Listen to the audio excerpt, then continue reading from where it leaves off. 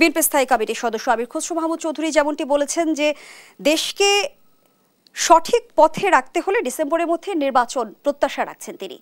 আপনারা আবার বলছেন যে নির্বাচন মানে আপনারা গণপরিষদ নির্বাচনের প্রত্যাশা রাখছেন। এই যে রাজনৈতিক দলগুলোর মাঝে আমরা প্রত্যাশার জায়গায় এক ধরনের পার্থক্য দেখছি, সমন্বয় কিভাবে হবে? আপনাকে ধন্যবাদ এবং আমার দুজন সহ আলোচককে আমি শুভেচ্ছা জানাচ্ছি। সমন্বয় করতে গেলে সবাইকেই যার দলীয় এজেন্ডা এবং যেটা জাতীয় এজেন্ডা বা জাতীয় স্বার্থ, সবাইকেই যার যার দলীয় স্বার্থ ছেড়ে জাতীয় স্বার্থটা চিহ্নিত করতে হবে। এবং সেক্ষেত্রে বিএনপির গত কয়েক মাসের তৎপরতায় মনে হচ্ছে তারা দলীয় এজেন্ডার ঊর্ধ্বে উঠতে পারছে না।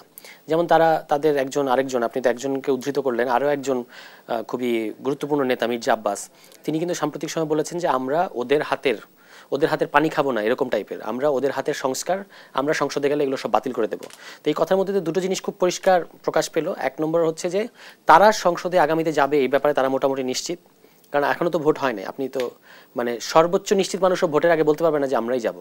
আর দ্বিতীয় কথা হচ্ছে তারা যে এই সংস্কারগুলোকে মানবে না সেটা তারা তাদের ইন্টেনশন পরিষ্কার করে দিয়েছে, যেটা তারা এর আগেও ঘুরিয়ে পেঁচিয়ে বলতে এটা খুব পরিষ্কার করে বলেছে। যদি আমি ভুল করে না থাকি স্যার তুষার, আপনিও বলেছেন যে বিএনপি ক্ষমতায় যাবে, বিরোধী দলে থাকবে এনসিপি।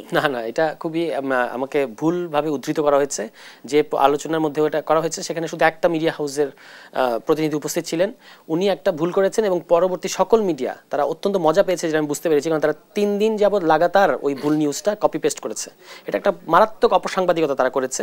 ওখানে আমি বলেছিলাম দুটো কথা। একটা কথা হচ্ছে যে এবারের নির্বাচনে 59% এখনো সুইং ভোটার, কিছুই বলা যায় না। সবচেয়ে বড় দলও এবার বলা যাবে না, শ্রীলঙ্কা ফ্রান্সের মতো ঘটনা এখানে ঘটতে পারে, 1 নম্বর কথা। আর 2 নম্বর কথা হচ্ছে যে অন্তত ওই জরিপে, যে জরিপ নিয়ে আলোচনা ছিল সেই জরিপ অনুযায়ী। আর দ্বিতীয় কথা আমি বলেছিলাম যে প্রত্যেক দলের, পুরনো দল নতুন দল, প্রত্যেক দলের বিরোধী দলে যাওয়ার মানসিকতা এবং প্রস্তুতি থাকতে হবে। এবং বিএনপি যে শহীদ প্রেসিডেন্ট জিয়াউর রহমানের যখন তিনি ক্ষমতায় ছিলেন তখনকার তৈরি হওয়া দল হলেও তাদের ক্যারেক্টারটা তৈরি হয়েছে আসলে সামরিক শাসন বিরোধী আন্দোলনের সময়, ফলে দলের ক্যারেক্টার তৈরি হয় বিরোধী দলে গেলে। এটা ছিল আমার বক্তব্য। এটাকে ওই সাংবাদিক এমনভাবে হাজির করেছেন যে মনে হচ্ছে কোথাও একটা টেবিল নেগোসিয়েশন হয়েছে যে বিএনপি সরকার হবে এবং আমরা বিরোধী দল হব, আমি ওটা এসে ফাঁস করে দিয়েছি। ব্যাপারটা এরকম ছিল না।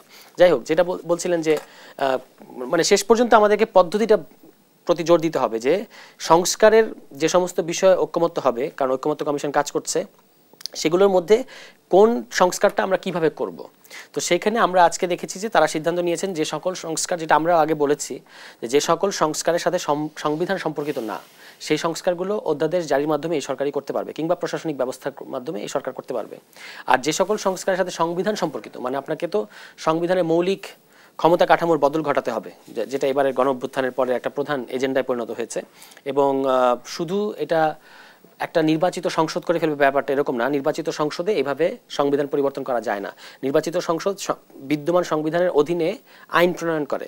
আর আমরা বলছি যে যেহেতু আপনি সংবিধানের ক্ষমতা কাঠামো বদলাবেন, প্রধানমন্ত্রী রাষ্ট্রপতির মধ্যে ক্ষমতার ভারসাম্য করবেন, বিচার বিভাগকে স্বাধীন করবেন, নির্বাচন কমিশনকে সাংবিধানিক প্রতিষ্ঠান হিসেবে করবেন, এনসিসি নামক নতুন একটা ধারণা তারা হাজির করেছে, সাংবিধানিক কাউন্সিল, আপার হাউস লোয়ার হাউসের ব্যাপার আছে। এই জিনিসগুলো আপনি তো বিদ্যমান সংবিধানের অধীনে ক্ষমতায় গিয়ে করতে পারবেন না।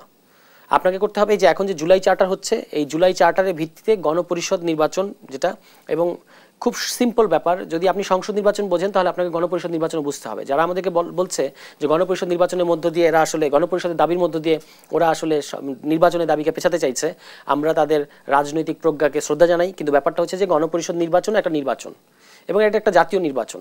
যখন কোনো সমাজে এই ধরনের পরিস্থিতি আসে যে আপনাকে সংবিধানে বড় ধরনের পরিবর্তন করতে হবে, তখন সেই সমাজে গণপরিষদ নির্বাচন প্রয়োজন পড়ে। যেমন সাম্প্রতিক সময় নেপাল, চিলি, এই সমস্ত দেশে এই ঘটনাগুলো ঘটেছে। তো আমরা সেখানে বলেছি যে আপনি ঠিক আছে, যেহেতু গণপরিষদ নির্বাচন এবং তারপরে সেই তার মধ্যে দিয়ে গঠিত সংবিধান, ওই সংবিধানের অধীনে একটা সংসদ নির্বাচন, এই যে দুটো নির্বাচনের রোডম্যাপ, এটাতে সবাইকে কনভিন্স করানো কঠিন হবে।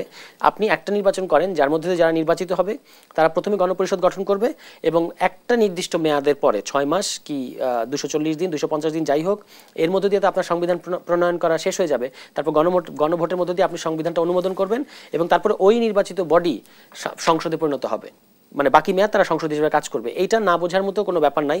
যারা এটা বুঝতে চাইছে না, আমি মনে করি যে তারা তাদের গোষ্ঠী স্বার্থ কিংবা দলীয় স্বার্থের মধ্যে খাবি খাচ্ছে এবং তারা আসলে বাংলাদেশের যে ফ্যাসিবাদী ব্যবস্থা এলিমেন্টস, একটা আজকে দেখবেন আলী রিয়াজ সাহেব বলেছেন যে যদি আপনি একটা সংবিধানের সংস্কার বা বড় ধরনের পরিবর্তন না করেন তাহলে গণতান্ত্রিক রাষ্ট্র গঠন করা সম্ভব হবে না। এবং তিনি বলেছেন নির্বাচনের পরও ফিরতে পারে ফ্যাসিবাদ।